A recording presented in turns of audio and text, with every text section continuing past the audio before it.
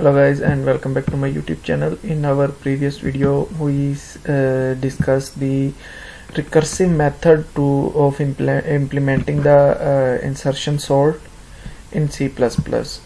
So we make this insert sort recursive function and we define our base case, and then we test this program, and it was a successful execution. Our array was sorted indeed. And for now, this video we will be discussing a bit more important and a little complex topic, which is radix sort. The lower bound for the comparison based sorting algorithm, for example merge sort, heap sort, quick sort, is n log n. They cannot do better than n log n. And on the other hand, counting sort is a linear time sorting algorithm that sort on omega n plus k time when elements are in the range of 1 to k. What if the elements are in a range of 1 to n square? We can't use counting sort because counting sort will take omega n square, which is the worst case comparison based sorting algorithm. Can we sort such an array in linear time? Yes, indeed, radix sort is the answer.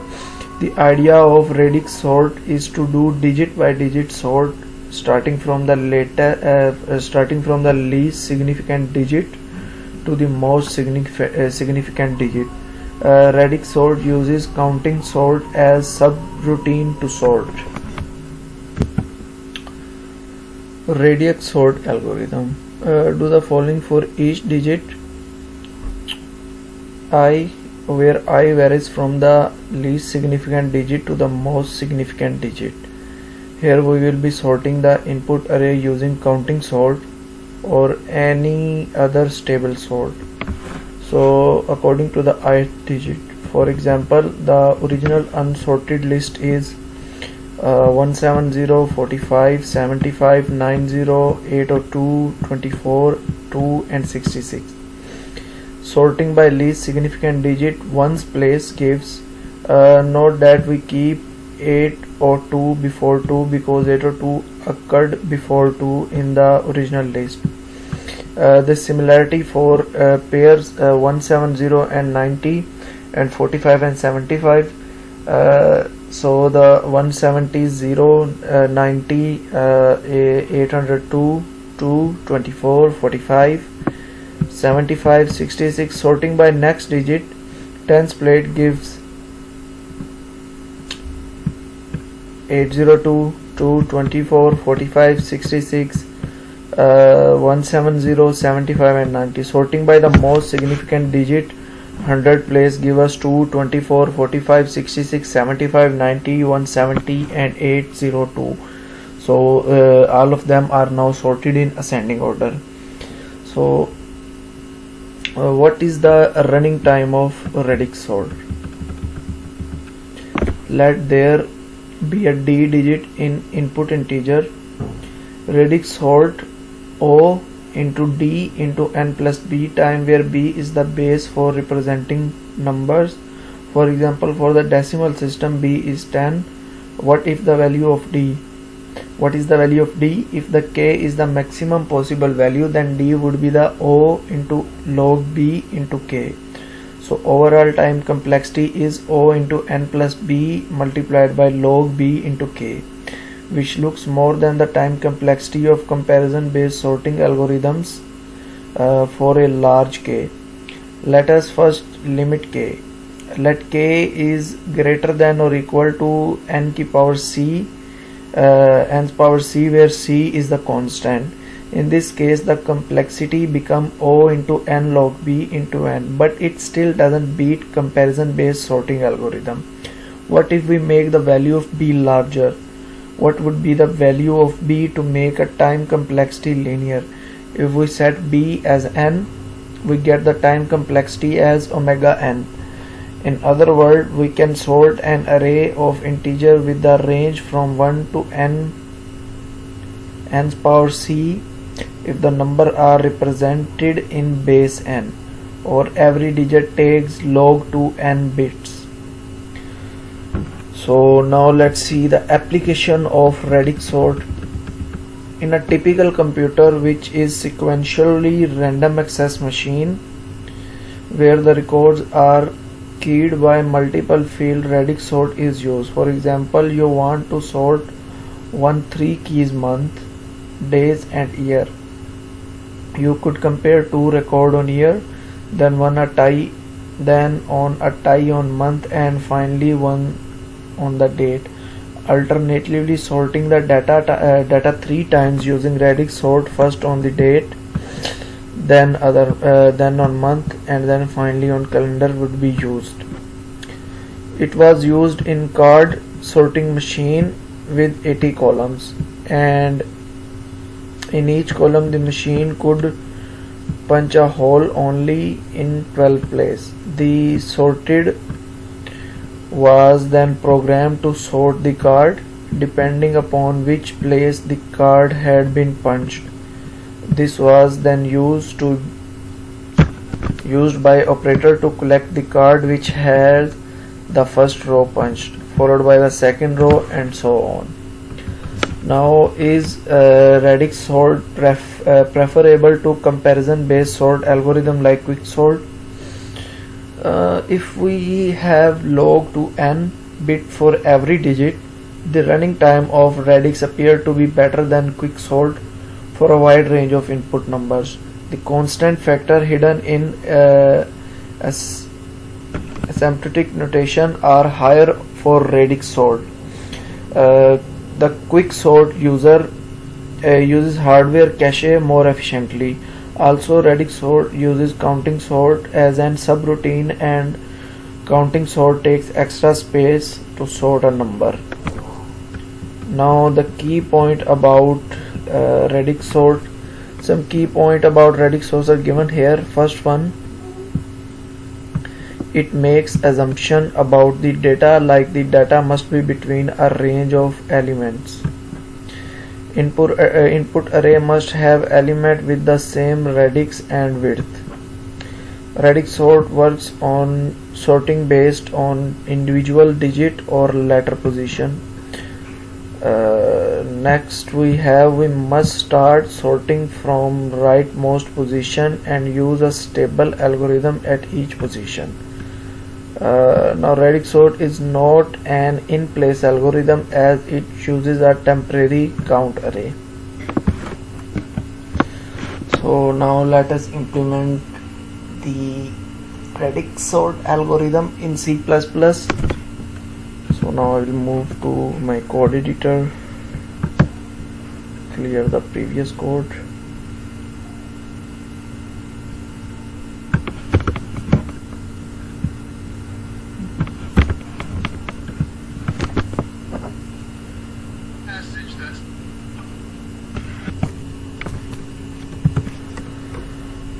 So now let me first write a function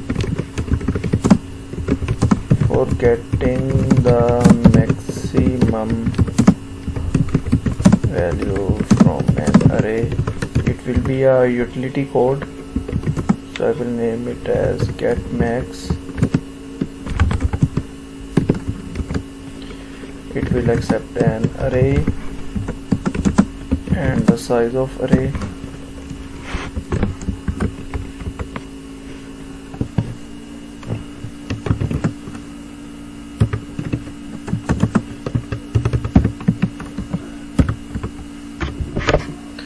Now we will use a for loop.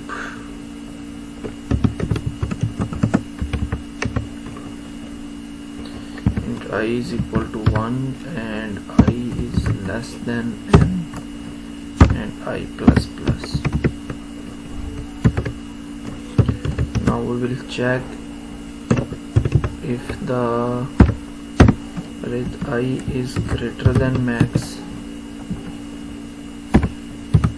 then we will initialize mx to that index the array value, and we will simply return the max. So this is a utility code for returning the maximum value from an array.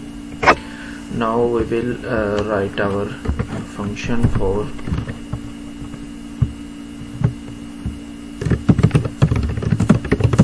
count sort algorithm.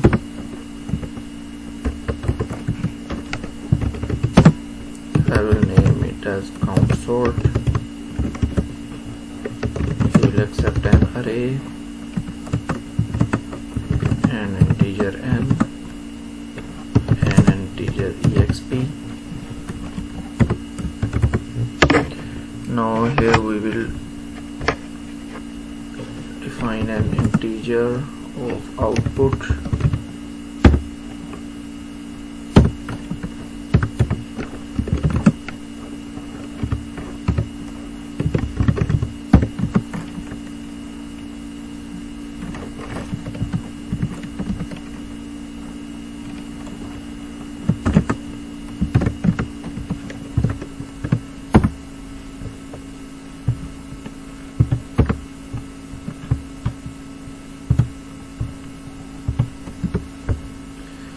Now our first for loop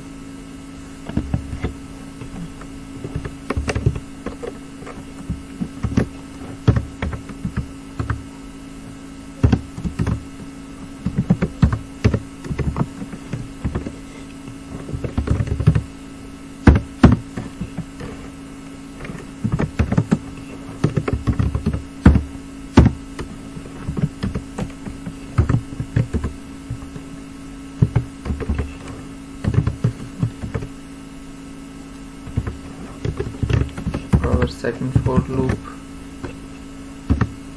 I is equal to n minus 1 and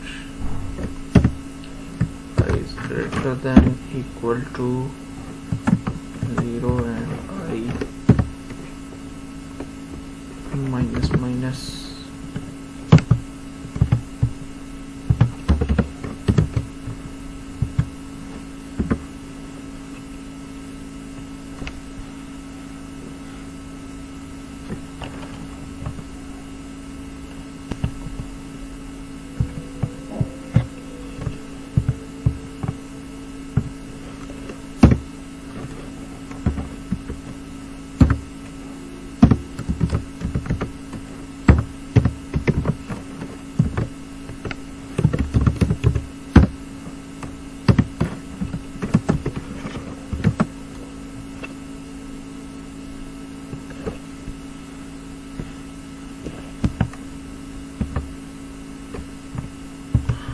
Our radix sort function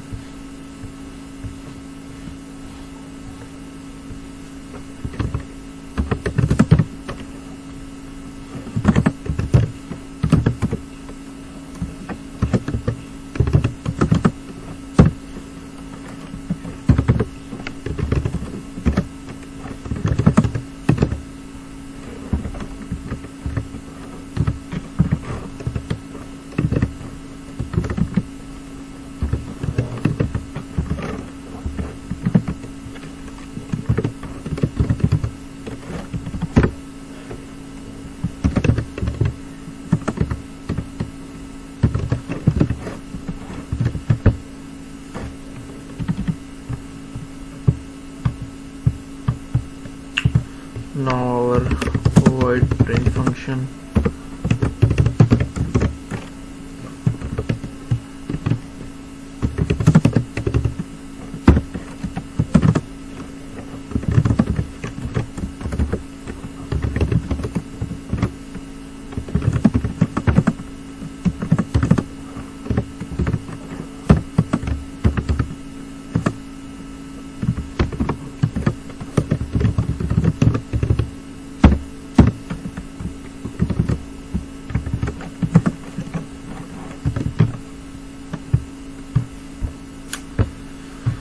now our main driver code, an integer type of array having values 170, 45, 75, 90, 802, 24 to 66.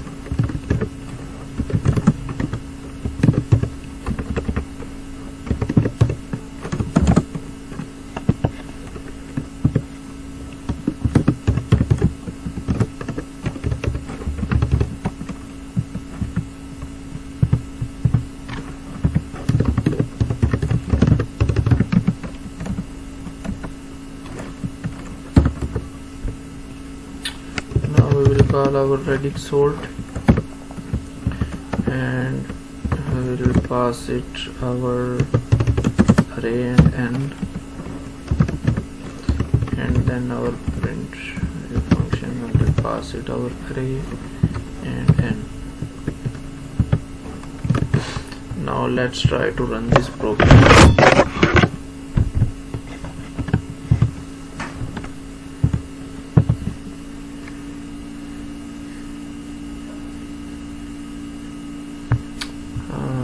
It is showing some errors. Let me just quickly check them.